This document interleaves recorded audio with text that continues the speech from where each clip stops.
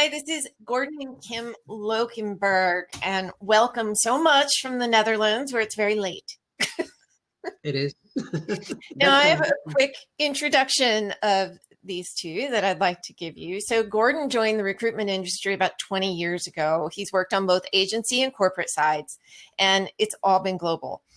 He's been training recruiters and salespeople on internet skills since 2007, launched a mobile recruitment app in 2009, and won the first people sourcing contest in 2012. And I really need to hear more about that.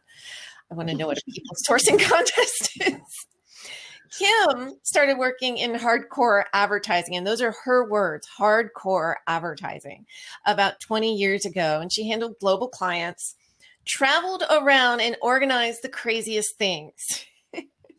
In the past 10 years, she's combined her advertising skills with recruitment. Together, they run a full-service global recruitment company based in the Netherlands. They work together. They speak about recruitment, talent acquisition, and sourcing all over the world. And with that, I'm going to hand this whole thing over to them, and I'm going to turn off my camera and just let me know if you need anything. Okay. Bye. Thank you, Michelle. Okay. Good afternoon, good morning, and good night. Good night, yeah. I will share the screen and then show Let's the go from slides. there. Okay. And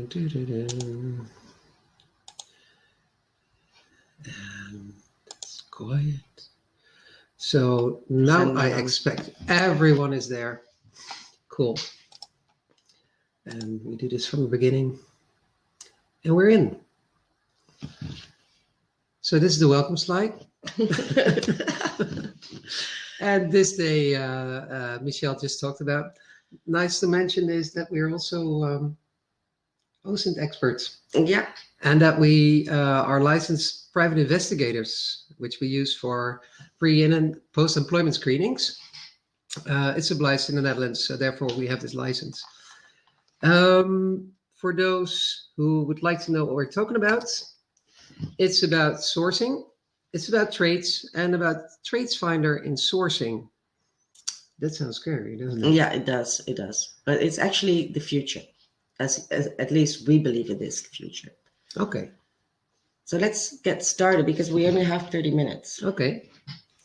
So when we start sourcing, we need a good understanding of this person. Imagine you already have built a team. You know what you want. Most of those things are like, oh, he needs to do this and this and this. He has to be able to do that and that and that. But what is it you're looking for traits-wise? What kind of person should it be? Should it be a friendly person? Should it be a harsh person? Should it be a cruel person?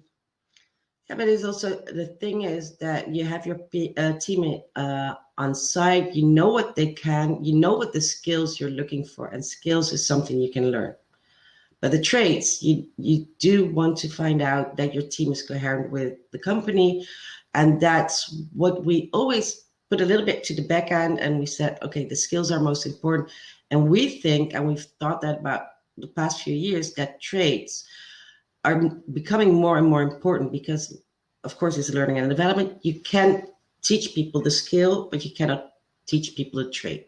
Yeah. So somebody who's super hospitable, would like to work in a restaurant, you can teach them how to carry the plates. Mostly, yeah. Okay. What about sourcing? What shall we tell about that? Well, just explain them what sourcing is a bit about, because there are recruiters here, there are HR people, there are people looking for jobs.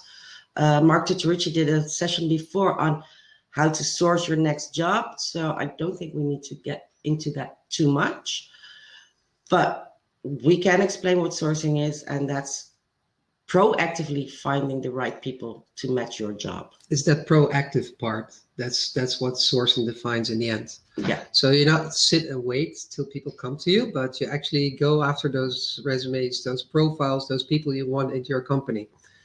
The next step you do is connecting, and then try to find out if it's the right fit for the profile. Yeah, exactly. Okay. So shall I show a bit about this online channel thing? Because I like it so much, because that's the geeky stuff of our job.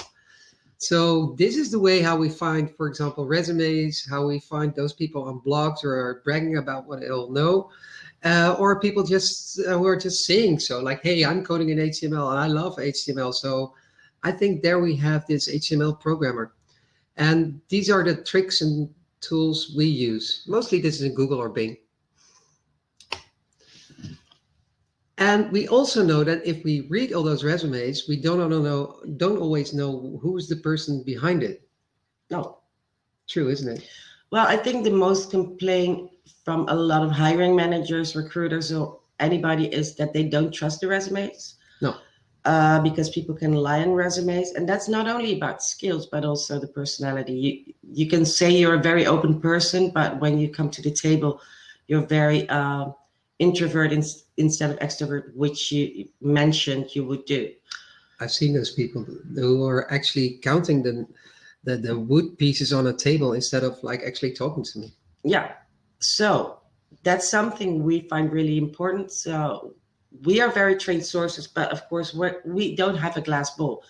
So we can think of that, okay, this person has shown this on their resume or on the profile, and we think they're the right fit, but then we hire them and within a few months, they're not the right fit. Yeah. So that's why we think personality traits do come in to make it coherent with your team and to make it a better fit for your company. Yeah. Even if they're lacking some of the skills. Yeah, because that's where L&D comes in. Yeah. All right. Kim, can you tell us something about these traits? Yeah, so this is actually based on the Big Five. So what they did is take 5 personality traits to see what is going on in a person's perspective. And this gives you an idea how this person would react in certain situations. So, well, it's more like the Big Five in wildlife, but this is in people.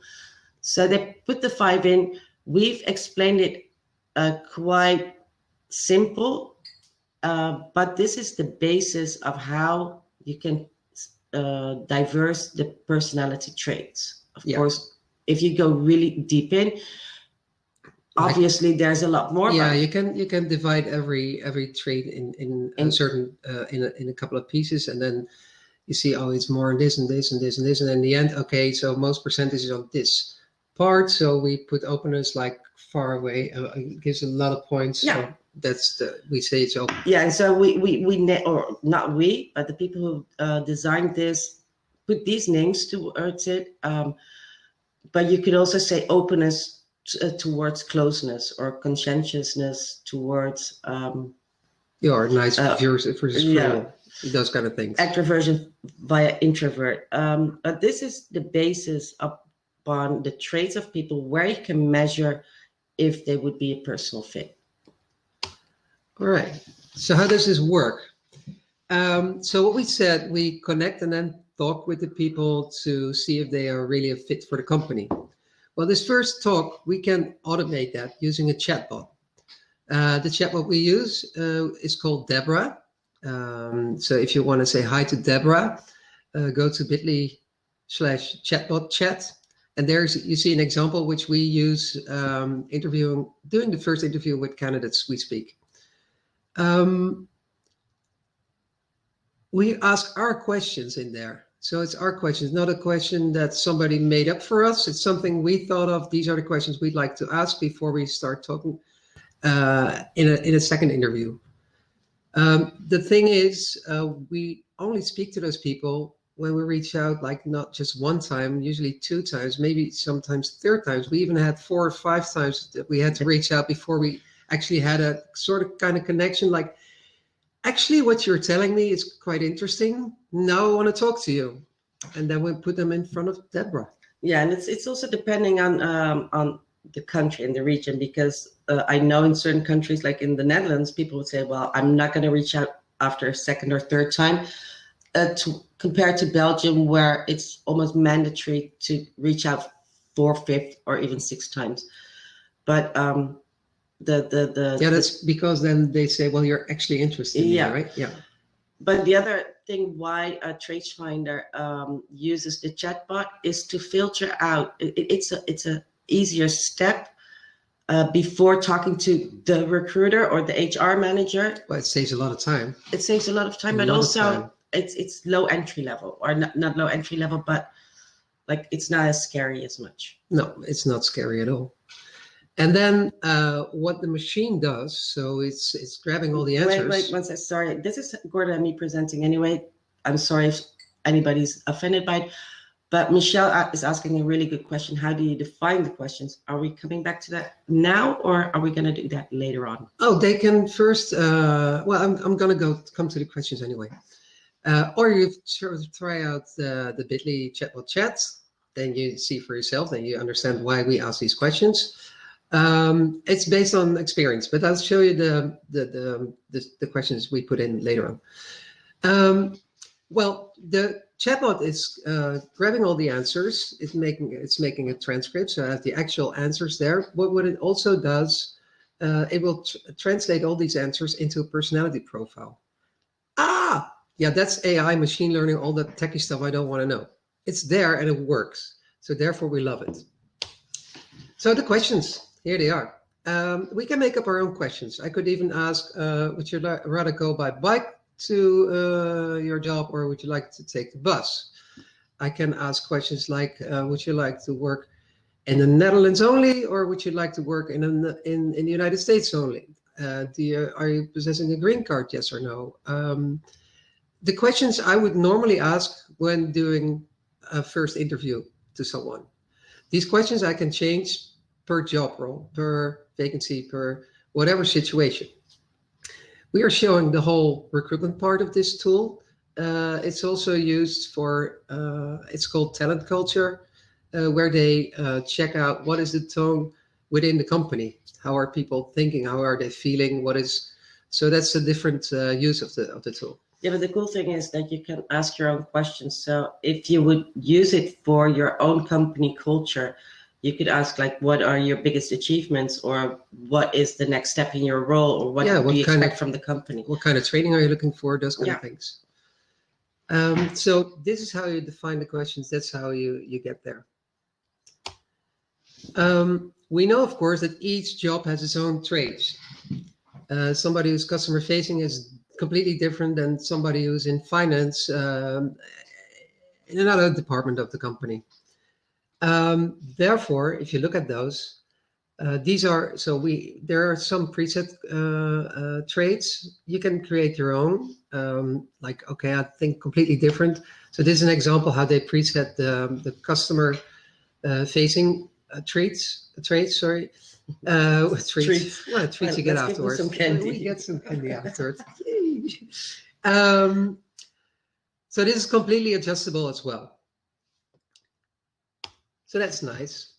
And the thing I said, there's a complete chat transcript, so we can actually see the answers. And then this whole report is something you can download and send to the candidate. Like, hey, we're going to do a second meeting because you did completely well, and I have a surprise for you. We have created this personality profile based on what you said to our chatbot.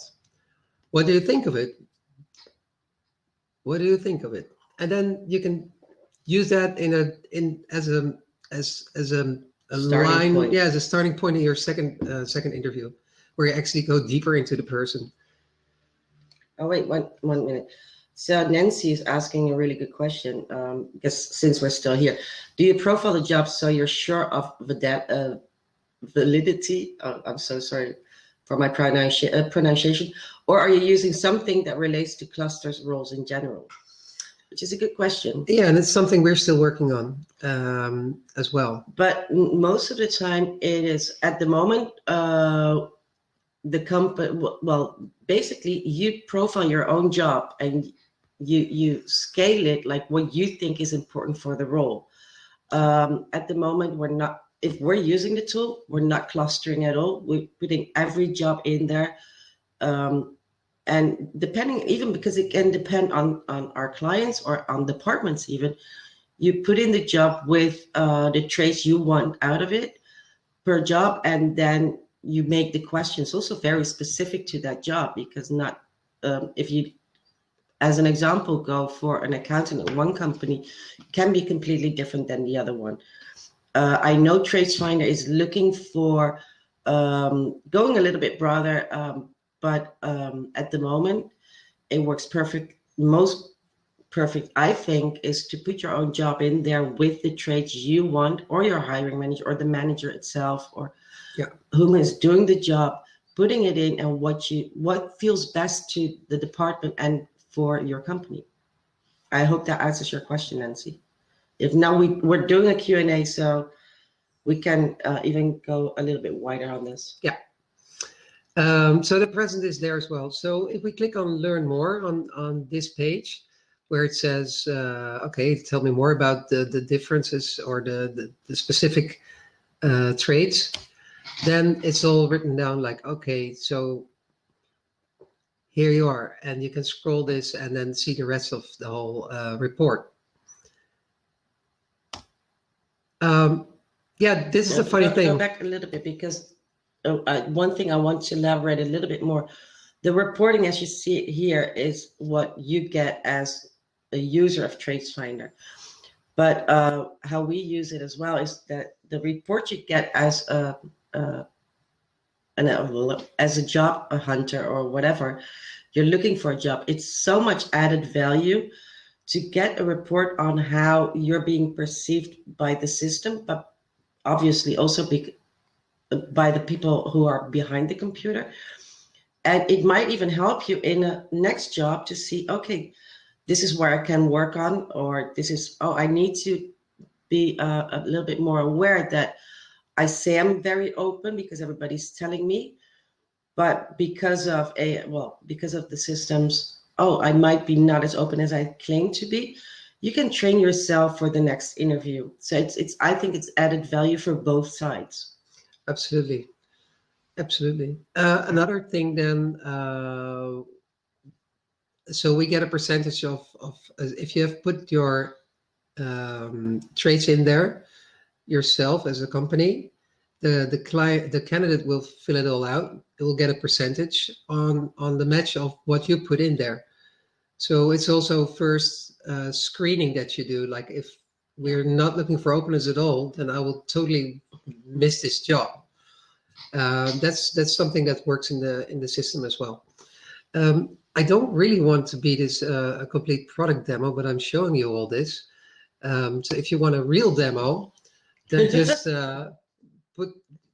scan this QR code. You see the prices are reasonable. The biggest thing we have with it is it's time saving.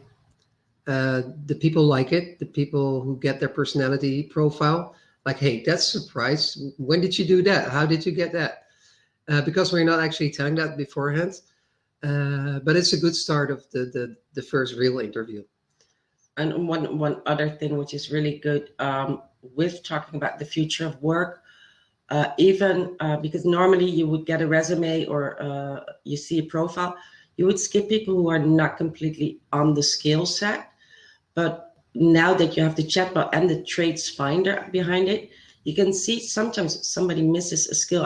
In the former session, we were talking about, or you guys were talking about, a lot of people now during COVID did Excel courses. Well, if you need someone to be really good at Excel, but they're not actually there yet, but they have all the other traits fitting your profile, fitting the company, and you know that an Excel training is not that much work, then it would be really good to find the ways to get the people into your company with the right traits and teach them the skills. I think that's the biggest win. Yeah, absolutely. Absolutely. I cannot say anything else. We're a bit faster. No, we are absolutely fast, but this is the Q&A part. So we'd love to see the other questions you have. Yeah, so maybe we can get Michelle in there so that we can maybe discuss a little bit with Michelle as well, and then have some Q&A from the other people. Yeah, I mean, it's always really hard when you have like 35 minutes talk that I'm so excited, and then like, oh, wow. Oh, and then we're done, and we have like 10 10 minutes. Yeah, so this is actually fascinating to me. And the 5 personality traits are actually, I feel a little analyzed by every job interviewer I've ever had now. Could you sort of tell us a little about the how well, I suppose there's psychology behind this.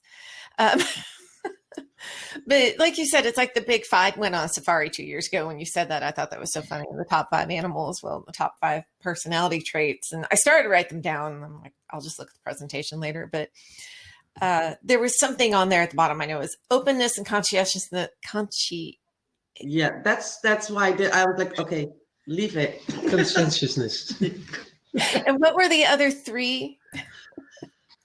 Oh, and you expect us like to You're supposed to know this by heart. Yeah, no, of course. It's 10:30. No, It's extroversion, agreeableness, and neuroticism.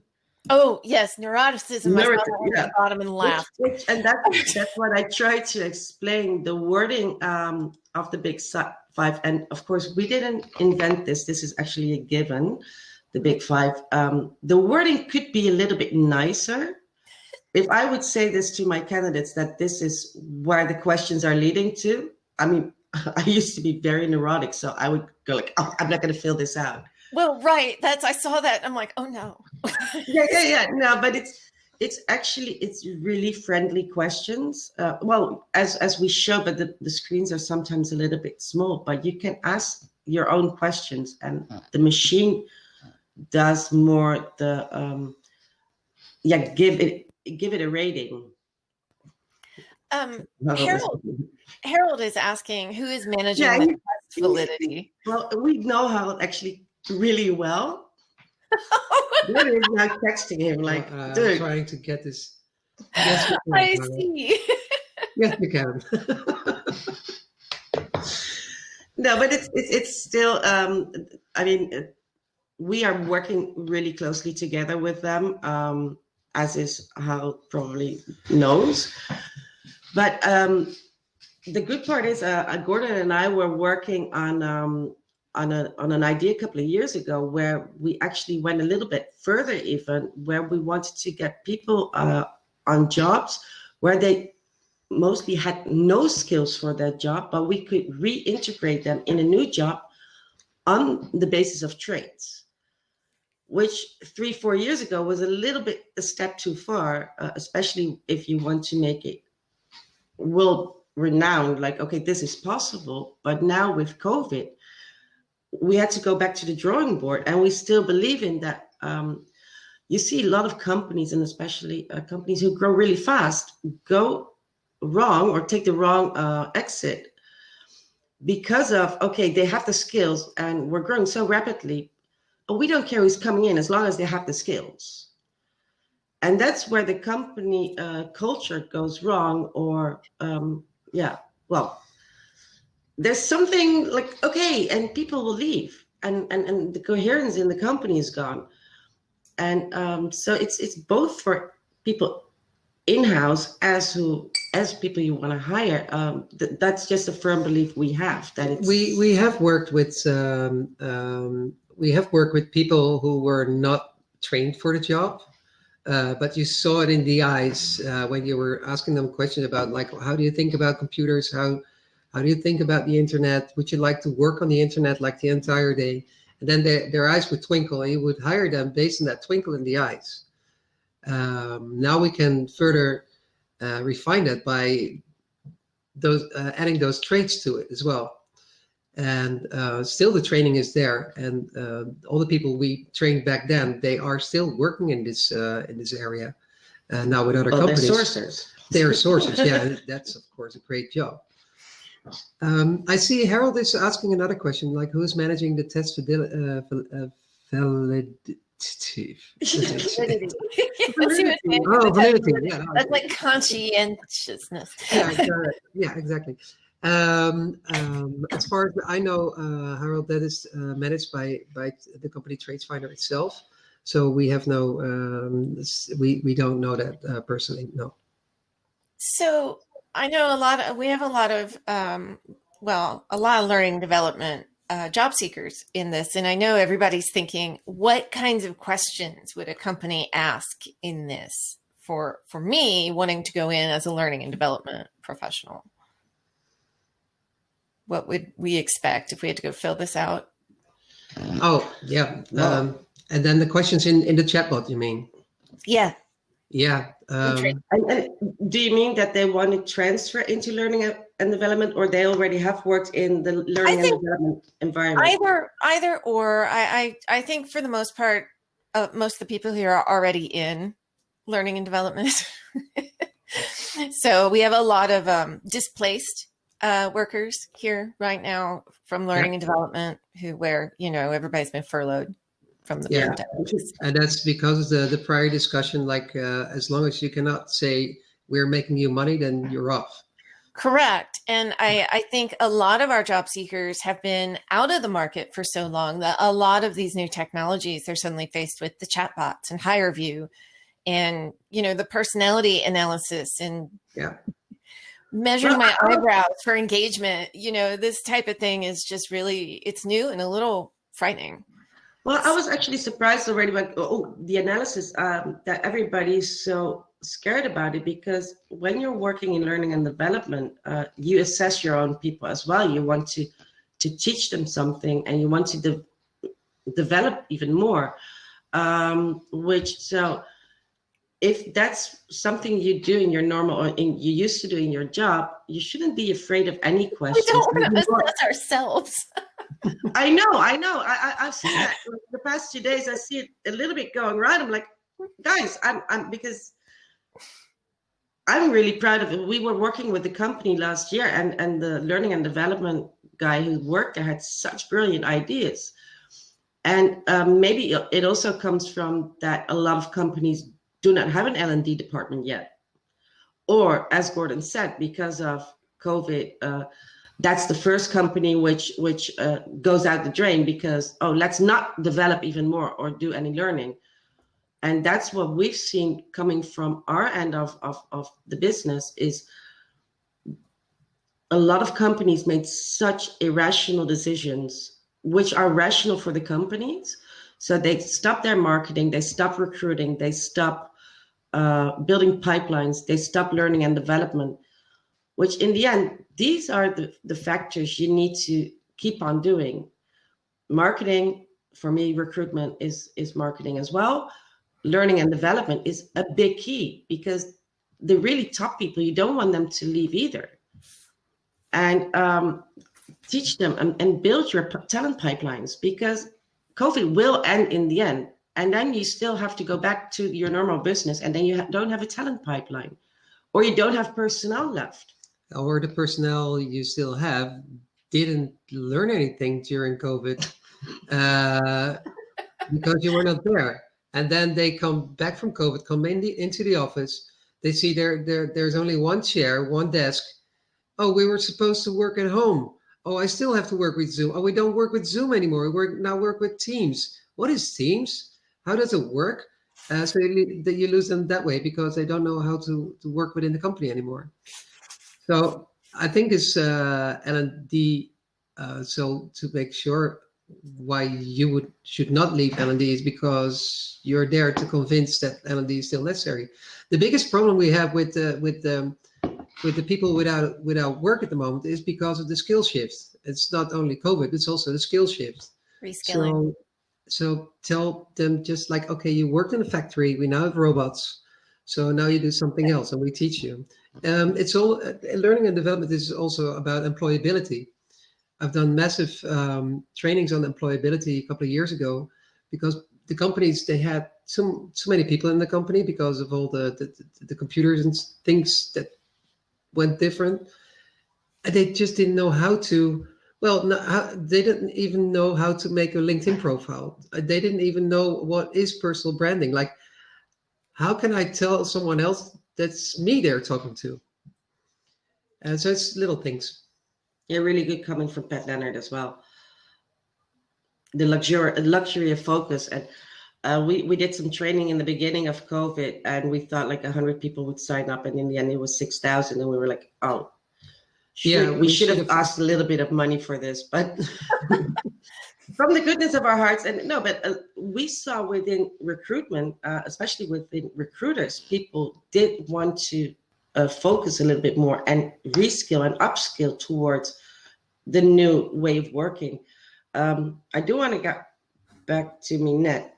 How do you address diversity and inclusion? Because the big cloud up there, which is still a discussion, how I would say, because I heard some really crazy stories last week as well, that some companies are actually asking in their questions if you're Black, gay white, or Latino. No, if you're gay or whatever, if you're part of the LGBT, like, I would never ask a question like that because I don't care. So as for how would I address diversity and inclusion, I think it's two separate things, by the way. I think a company, if you're an inclusive company, you should show that in different ways than just asking questions to, yes, Minette, actually, they do allow you to self-disclose. I was appalled by the question. No, but I mean, I think even in the Netherlands, it's, I remember that when you, way back, that I was asked when I started working, like, do you think about having kids? I'm like, do you care? Yeah. I'm so nowadays in the Netherlands, it's illegal to ask this question. Correct. And this is, for me, that's not only diversity, it's inclusion. Like, what if you, what a question. Well, this used to be a standard question if you were end 20s, early 30s in the Netherlands. But I, as a man, had the same question. Yeah. Are you thinking about kids? Because for them, it's like, oh, you're going to have kids, so you're going to buy a house. So you need job security, so you'll stay here for at least 5 years. Oh, that went wrong. It's not relevant for the role, Pat. I agree, but still, we are fighting the issue with diversity and inclusion. I gave an interview end of last year about diversity and inclusion within the government here in the Netherlands, and I was like, well, if you have a government system where it's mostly white males above 50, yeah, you can push everything. But let's wait a couple of years till these guys are, I mean, you don't have to push it too much, but I think we're going a little bit off topic. I think if you're within your company, you have a good sense of what you want in the company, diversity-wise, you can put that in the questions. And also you can show in your questions how your company is feeling about it. Yeah. So instead of saying, okay, are you gay? You could say, we have a very open-minded company culture, and we invite everybody to the table. What are your thoughts about it? And this, I mean, I wouldn't ask the question here in the Netherlands, but I can imagine that in certain countries that would be really helpful for people to step up to the table. Yeah. That would be weird in an interview. You step up to the table. Yeah, no, but for example, I'm hypersensitive. Oh, it's on the table. If I would say in a question like, okay, we have people with a distance to the labor market in our company. Would you mind? And I'm just throwing questions out there, but you can change your own path towards the candidate, how you want to be perceived as an employer, and right. I think there's no, as you said, you were scared, like, oh, I'm being analyzed. It's not that. It's a gift to you that you get a little bit of an insight of how your personality works. Okay. I was like, oh yeah, you do have a point, but I've never felt about it like that. I've been analyzed by asking these questions. Maybe it's the neuroticism thing. No, the funny part. You would score 10 out of 10. The funny part is when I was trained in the big 5 personality traits, I did the same thing during the interview, and I would write it all down. And now the chatbot does it for me. So again, it saves me a lot of time. And it gives you a little bit more body for the first interview. It's the same as you go to the doctors, or you go to your doctor and you go like, with a cold. And then he says, "Hey, Michelle, how are you? And how are your kids," for instance, because they have that in their system. You know, he doesn't remember you from the last time. Right. You know, he's looked at his database like, "Oh, this is Michelle, blah, blah, blah, blah," and you still feel good about it. So with the chatbot, they know they've asked the questions, and then you come into your first interview and said like, "Oh, by the way, I know you like airplanes or whatever," because one of the questions, it came up. They feel acknowledged. Yeah. Even though they know it was a bot, and of course it's a bit of, but this is how the mind works. Right. Right. I just think a lot of the new technology is a bit daunting for some people. I was on the job market all last summer. I got kind of adjusted to it pretty quickly. But I think it is kind of daunting for people. With that, it's now 4:33, so I'm going to wrap this up. I can't thank you both enough. I actually want to go out and play with the bot now. I've already opened it in another tab. Great. And please elaborate on your answers. The better the results will be in the profile. Oh, cool. Okay. Yeah. Thank you so much for having us, Thank Michelle. you both. Thank you. Thank you. Enjoy the conference. Yeah. Bye. Bye. And everyone, I'm now going to be moving us back out to the tables. So we'll be whooshing in what seems like the TARDIS to me. And in a couple minutes, we'll whoosh back in. So I will see everyone shortly. Whoosh.